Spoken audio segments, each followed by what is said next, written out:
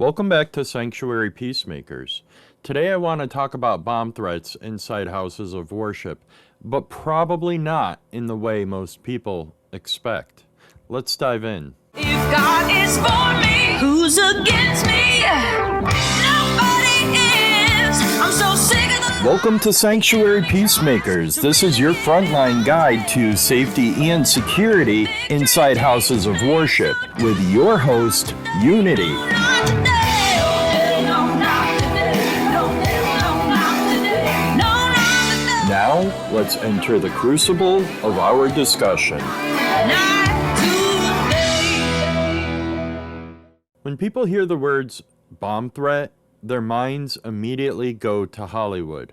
They picture massive explosions and buildings collapsing and entire city blocks disappearing in a fireball. The reality is usually much different. In fact, one school safety source estimates that roughly 90% of bomb threats turn out to be hoaxes. In addition, the U.S. Bomb Data Center recorded nearly 1,900 bomb threats nationwide every single year. That's 1,900 bomb threats. That's a lot of threats, and thankfully, very few of them actually result in explosive devices being found. Now, before we go any further, let me be very clear. A bomb threat should always be taken seriously. The fact that many bomb threats turn out to be false does not mean they should be ignored. What it does mean is that we need to think carefully about what is actually happening and what the person making the threat may be trying to accomplish. Because sometimes the threat isn't the device. Sometimes the threat is the reaction. Years ago, while working at a shopping mall, I received training on bomb threats and suspicious packages. One of the things that stuck with me was how unrealistic movies have made our understanding of explosives. When most people hear the word bomb, they picture an explosion large enough to destroy an entire building. The reality is that many improvised explosive devices are much smaller than people imagine. That doesn't mean they're harmless. A relatively small device can still seriously injure or kill people. But it does mean that we should avoid allowing Hollywood to shape our expectations. More importantly, we should avoid letting fear make our decisions for us. And that's really what I want to talk about today. What happens after the threat is received? Because the moment someone says bomb threat, most people immediately focus on one thing: the bomb. They start looking around for suspicious packages or scanning corners of rooms. They start wondering if every backpack, diaper bag, or forgotten purse could be dangerous. And while there is nothing wrong with being observant, there is a danger in becoming so focused on one possibility that we stop paying attention to everything else. This is where situational awareness becomes important. For example, churches have unattended bags all the time. Parents set down diaper bags, volunteers leave supplies, children leave backpacks, musicians leave equipment cases. The question isn't simply whether something is unattended. The question is whether it belongs there, if it fits the environment, or was it already there before the threat was received? Did somebody place it there recently? Did somebody leave it behind and immediately depart? Situational awareness is not about seeing danger everywhere. It's about recognizing what doesn't fit. But let's take this conversation a step further. Suppose a bomb threat is received and leadership decides to evacuate. Many people assume that once everybody leaves a building, the problem has been solved. I don't think it's that simple.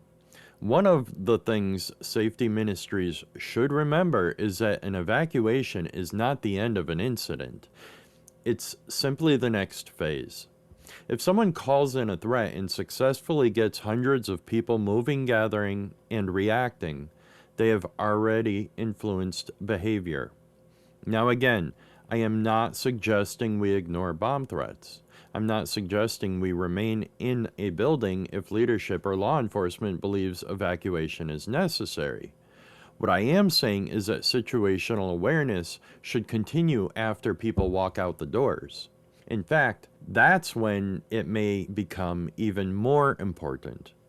I've seen churches where everyone evacuates and immediately gathers directly outside the entrance. They cluster together, they stand around talking or watch the building, and nobody is paying attention to anything else.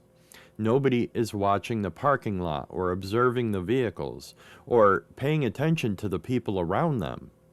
Everyone is focused on the building. That's tunnel vision. A better approach is having a predetermined rally point where people can gather, accountability can take place, and leadership can communicate clearly. Even then, the people responsible for safety should continue observing their surroundings and maintaining an awareness of what's happening beyond the immediate threat.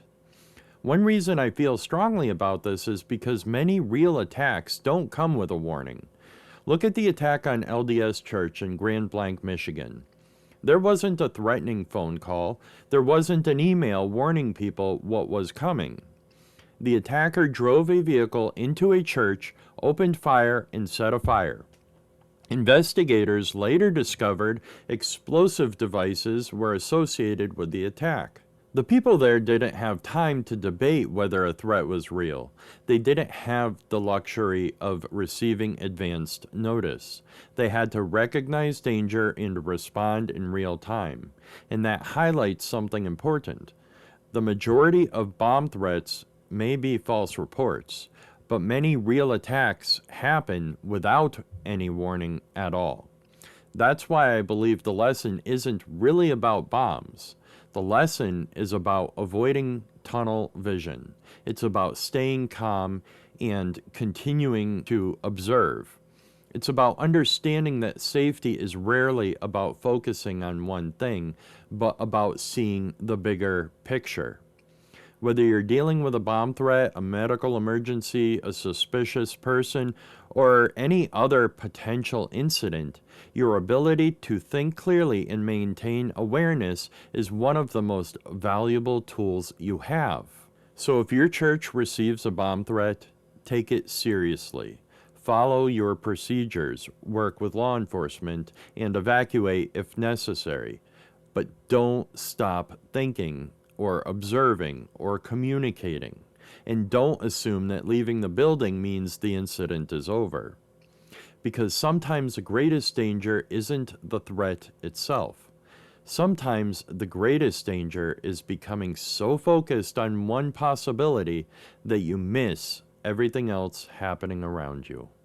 Fear you are not welcome here. Thank you for tuning in to another episode of Sanctuary Peacemakers. If today's conversation added value, be sure to tune in next week as we continue equipping and encouraging those who serve and protect houses of worship. A special thanks to Haley Jones for granting permission to use her song Not Today as our introduction, and to Leslie Jones for allowing us to use the song Sound Mind as our outro music. As always, y'all stay safe and y'all stay blessed.